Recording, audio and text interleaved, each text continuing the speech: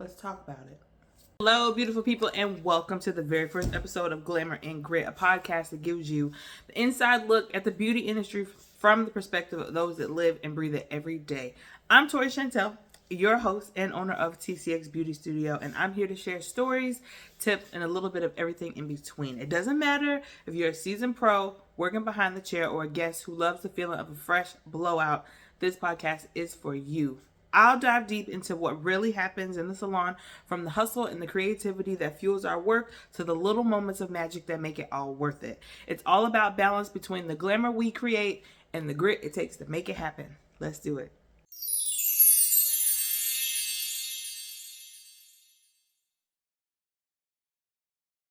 So let's go ahead and jump into our first topic. So we are going to be talking about makeup, which for some is a very integral part of the beauty experience. If you are someone that typically doesn't wear makeup, that's okay. And then you find yourself in the chair for like a special event or special occasion, whatever the case may be, I have a couple things that may guide you through the process of getting maybe your first makeup application, or, going through the motions of getting a makeup application. So let's jump into it. So my first piece of advice would be that if you are somebody that does not wear makeup, like at all, or you wear very minimal makeup, then when you get ready to go to an event or in a special occasion, just stick with natural colors. Okay, this is just going to help to enhance the natural tones of you. It's going to help to enhance the features of you without you feeling like you're wearing a mask, because it's all about feeling like the very best version of yourself for that day and not to be like somebody completely different. So,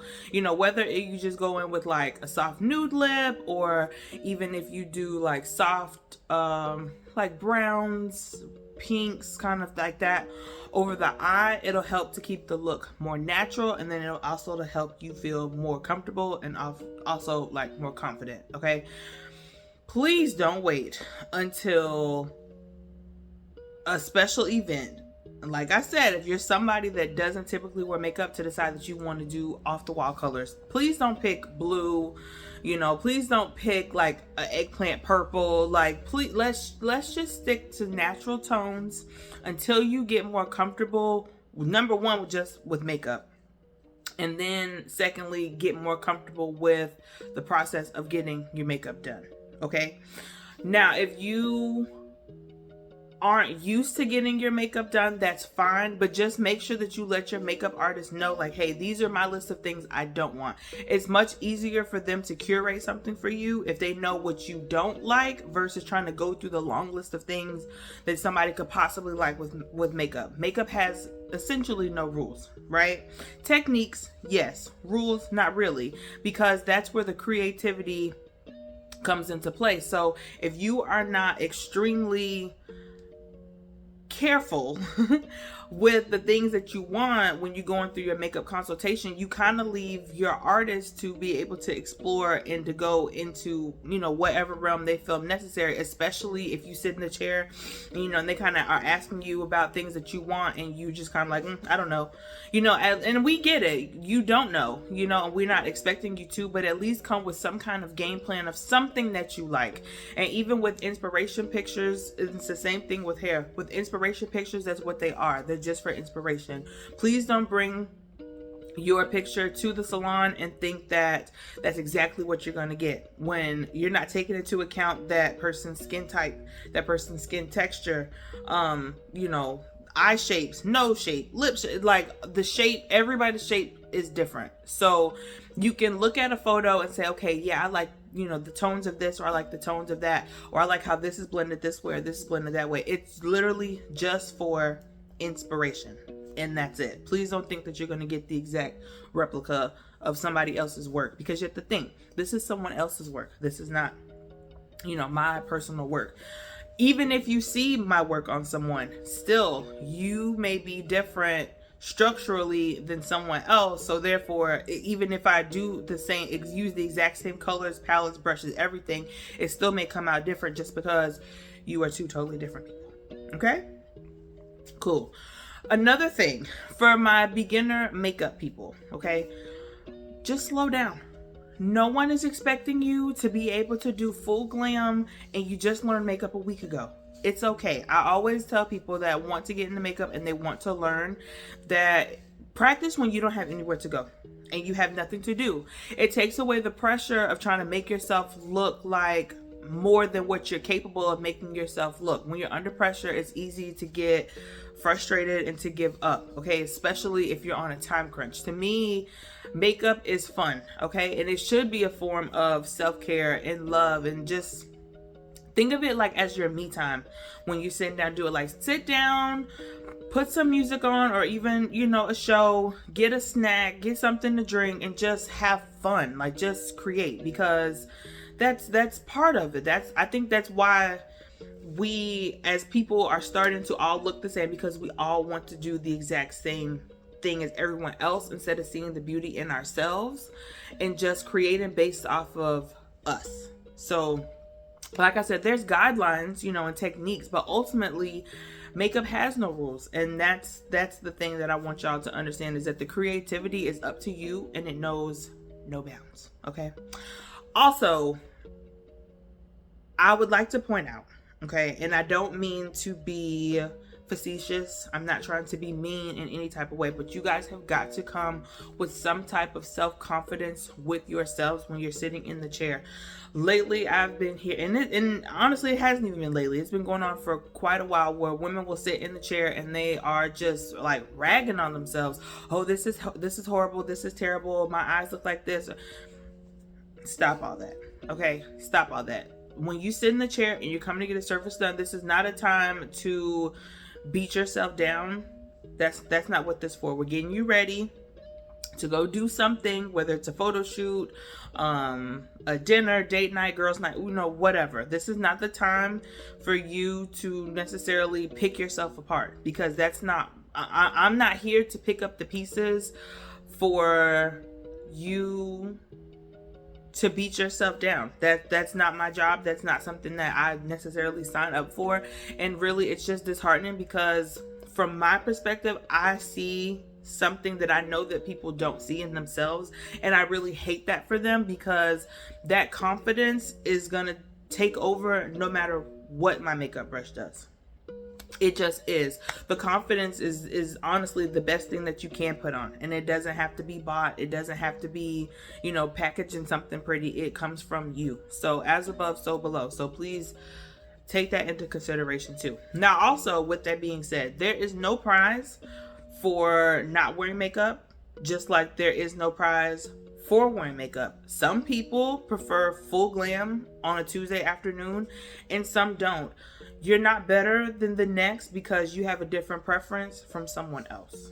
And it's got to stop. A lot of us have been bullying one another about things that we like, we don't like, our lash choices, our brow choices, our lip, and it's just, enough is enough. Okay, everybody's different, everybody likes their own thing, and that's just what it is. So let's go ahead and let's switch gears for a little bit, because I want to talk about something else that's been happening too in the salon, and it can make or break a salon experience, and it is attitude. Okay, it is so important to come to the salon with positive energy. Remember, if you're rude, if you're unkind to your stylist, it doesn't just stay between you and the stylist, okay? Especially if they're in the actual salon setting. It may kind of fly with the salon suite ladies. Please don't mistreat them either, but the entire salon is going to pick up on that vibe, and believe me, the word travels fast. If you're ugly in character, trust me, the whole salon will know, and they'll be reluctant to give you a service in the future. Respect does go both ways, and when you're kind and you're considerate, it creates a pleasant experience for everybody that's around so that they can enjoy. Okay, I do want to tell you, some salon models have notes like in their guest profiles, and it could be true for like smaller salons, but it also is true for the corporate salons too. I've worked in both, so, and we'll talk about that on another episode. But that just means that it doesn't matter if what city you're in. You could be in New York, you could be in Chicago, you could be in LA, you could be anywhere. It means that when you, especially, and this goes specifically for corporate salons more so than like the smaller ones, but even smaller franchises have the same thing too. When you have a bad experience and you're ugly, okay, or even if you didn't have a bad experience, maybe something got messed up or a formula or whatever, all of that's put into the guest notes. So I'm pointing this out for the bad apples because when you go over to this next salon, they're going to know about how you treated that first stylist at that first salon. And then they're going to be like, okay, and even if you're repeatedly late, or show, things like that, salons will put you on a walk-in basis. And it can be frustrating, especially during we're going into holiday season.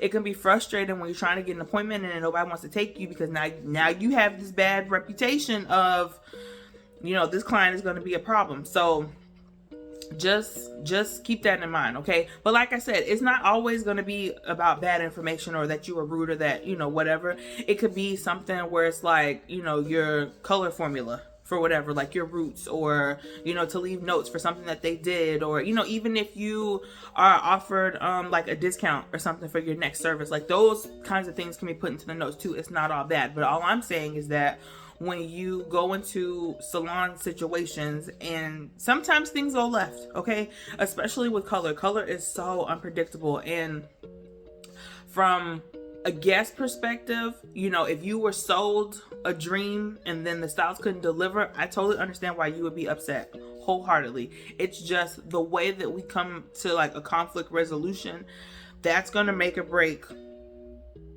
the whole experience. Honestly, because if you are yelling, kicking, screaming, calling everybody everything but a child of God, nobody's going to want to help you fix it. At least not in that salon. And then you're going to have to go somewhere else. And it just, everybody stay calm. Okay. So just keep that in mind. Quick little story time about, inexperience. Okay. I was working in a salon and we had somewhat of I'll call her a baby stylist for lack of a better phrase. We had a baby stylist, right? And so she had a client come in it's about a teenager, and then she had some sort of adult figure with her. We don't know who this lady was. She told one person she was the grandmother. She told one person she was the friend. She told one person she was the aunt. We don't know the relationship between these two women, right? And so she came in, and the baby stylist did a test strand on the young lady's hair. And so the test strand lifted fine from her perspective. So she moved forward with the service. Moving forward with the service, things went left. There was a lot of uneven lifting. The work didn't match at least the inspiration picture. And now, we're at a crossroads, right? So the baby stylist pulls me to the side and says, hey, can you come look at this, X, Y, and Z? I have no problem stepping in when someone feels like they need my help. I'm trying to go look to step in. I can't even look to step in because now this older woman, whoever she was in relationship to the younger girl, she just won't move out the way. She just, insists on being the one that knows everything. And we'll get to personality types when it comes to salon. We'll do that in another episode. But she just would not let me evaluate the situation the way that I could best help. And we kind of got into a little bit of a match because it was like, I can't help you if you won't move out of my way. And she's talking over the baby stylist. Baby stylist is trying to explain to me her thought process, everything that was going on. We had to physically remove ourselves from this lady because her and I, the stylist and I, couldn't even have a conversation without the other woman jumping in. So that was an issue. So after we finally removed ourselves, we got a chance to talk about what was going on and try to figure out somewhat of a game plan. This lady decided that after she calmed down, I will say she did calm down. She did apologize for, talking out the side of her neck. And, we were cool after that. But she just decided that she wasn't going to pay for the service. Which I will tell you, even if you have booked a service and a service goes wrong and you decide to walk out, it is theft of services. I don't recommend that you do that, okay? I recommend that you come to some sort of conclusion before you leave the salon because, like I said, if you walk out of a service and you haven't properly paid for it, even if it's at a discounted rate, which most of the time it will be, it's theft of services. And there will more than likely be a police report, if it's a small salon, a small claims court, and you don't want that. it's expensive to do things like that from both sides. So let's just not do that. But yeah, she decided that she wanted to come back for me to fix it, because at that point, it was a lot later in the day, and I there's no way I would have been able to fix that at that time frame. Like, we would have had to do it at another time. But she just decided that she just wasn't gonna pay for it, and she walked out. So of course, something like that would go into salon notes, so that way when she tries to book, the next time at another salon, two things are going to happen. Number one, they may or may not take her. And then two, they may or may not take her, because you have to, you don't necessarily have to stay at the first salon where something went wrong. It's just a simple fact of at least go back to that salon to have them fix it, because then it wouldn't have been a charge, right? But if you bounce and go to another salon and then you try to pay for it there, then now you have to pay double what you would have, you know what I mean? So just don't do it. Just communicate when you don't like things. And also too, I'm going to add this quick little tidbit. We're going to talk about this also in another episode. Please stop leaving the salon and you know that you're not happy with your hair. Or please stop leaving, don't wait until the stylist is all the way finished to say that you don't like your hair, when as soon as they start styling, that you don't like something. Even when it comes to color, if you know that you don't like color, don't wait until your stylist she has started to blow dry you, or even has blow dried and starting to curl, and then you decide you don't like it. You knew you didn't like it when it was dry, so stop doing that. Thank you. All right, so let's switch gears, and I'm gonna talk to my pros for a minute, okay? So we all know that working in the salon isn't just about creating beautiful hair and makeup. It's also about navigating the relationships that we build with our clients, and sometimes conflicts, they do happen. So whether it's a misunderstanding about a service or a difference in expectations, how we handle those things can make all the difference. So first and foremost, it's so important to listen, okay? When the client gets upset, they want to feel like they're being heard, right? So just let them express their concerns without interrupting. Now, I will say, if they're getting a little crazy, like they're getting out their body a little bit, I can understand kind of cutting that off at the knees, but just make sure that, they express what they're feeling, don't interrupt, and just make sure you really understand what they're saying, and repeat back the key points that show that you're listening to what they're saying, and then validate their feelings. It's amazing how much tension can be diffused when you just show a little bit of empathy. If I could talk today. If you need to have another stylist jump into the conversation as well and to hear everything, to make sure that everything's cool, do that. It's okay to have a witness there for you, but just remember that if you get a bad vibe from someone, do not take the service. You are entitled to have a safe and peaceful work environment, and you also deserve to have a work environment that's pleasant. So here's a couple things that I would say are red flags to let you know that you should refuse the service, okay? So if you have someone come in and they have an overbearing spouse, or even a parent sometimes that's trying to control the outcome or overpower the consultation, get out of there, okay? Unless it's a minor, okay? Because of course you need parental guidance, to tell them, for them to tell you what to do. Or even if you have a parent who, because I understand this, because I have my children do this too, to where they are getting them in the habit of telling the stylist kind of what they want to communicate, and just make sure that you also repeat it back to the parent and make sure that everyone's in agreement before you start. Because I have had situations where I had a minor come to the salon. She was by herself, no parent. We did the service. She didn't like the service. She went back. I don't know what the hell she told her mom. And then it ended up turning into this whole big thing when it really didn't have to. When had the mom been there from Jump Street, it wouldn't have been a thing. So keep in mind, when minors are also alone in the salon, that you may not want to take the service either, because they could come in and say one thing, the parent's not there to validate or invalidate or whatever, and then that also turns to a shit show too. So just be cognizant of that too, okay? But that's what I was saying. If you, like I said, have an overbearing spouse, boyfriend, girlfriend, wife, husband, whatever, and when you're trying to have the consultation there, I like it like this and I like it like this, pause. Because here's the thing. The person that's sitting in the chair is the one that has to wear this haircut, this hair color, this whatever.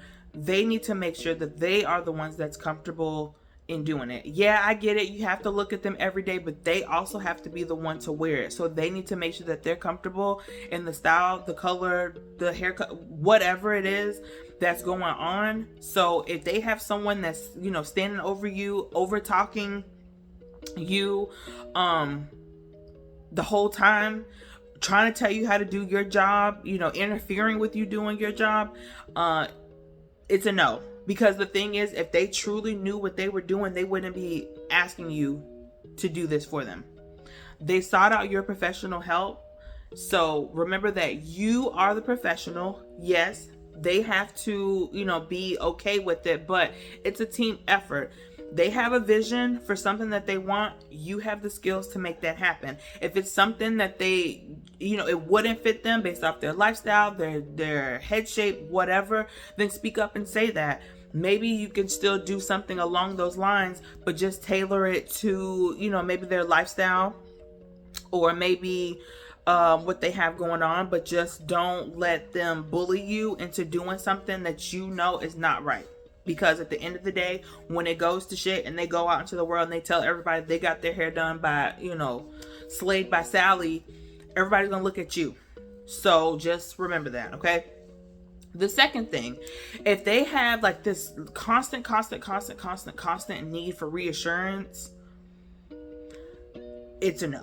Because the thing is, the longer that you are in this industry and the longer that you deal with people, you start to learn people's cues or how to read people and their body language. If you know that you have done a thorough consultation, okay, you have explained everything, the process in depth, you've dotted all your I's, crossed all your T's, and they still have hesitation, it's a no. Because they're more than likely going to be unhappy with anything that you do, and it's going to be a waste of your time, and it's going to be a waste of your product. Because the thing is, that constant need for reassurance, that's something that's within themselves, that they don't trust themselves, and it's just manifesting to their outer world, really. So, you could say, oh, I really think that you could do, I don't know, rose gold hair, whatever.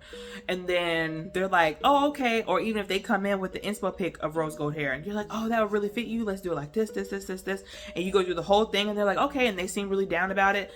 And then, you're getting through the process. Well, are you going to do this? Or are you going to do this? Okay. Well, is this going to be okay? If they got to constantly keep doing that, they don't trust themselves. They don't trust the decision that they made when they first sat down. So therefore, anything that you do that doesn't look the way that they thought it was going to be, or the process they didn't think it was going to be, is going to be an issue. And then you're going to have to, it's just, honestly, it's a headache, to be honest. I'll be honest with you. The clients that constantly need reassurance throughout the whole entire process, they're a headache. Because if I have to keep telling you, that means it's slowing me down. It's going to take me longer to get things done because I'm still having to reassure you. And no, it's just a no. I'm not trying to say rush through jobs and just treat people like a revolving door, because of course not.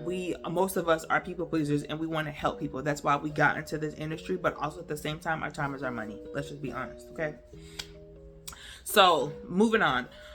So the next thing to do, especially after somebody has to get like that constant need for reassurance, like just take a step back and ask yourself this question. Is there a way that you can get them comfortable and you comfortable? If not, it's okay. It truly, it's fine. Don't be desperate for dollars. Boom.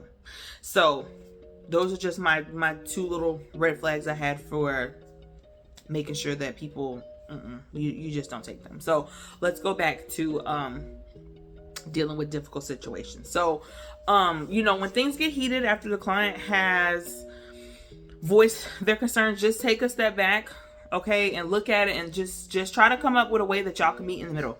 Like, is there a way that y'all can compromise that way everybody feels like they won? Okay.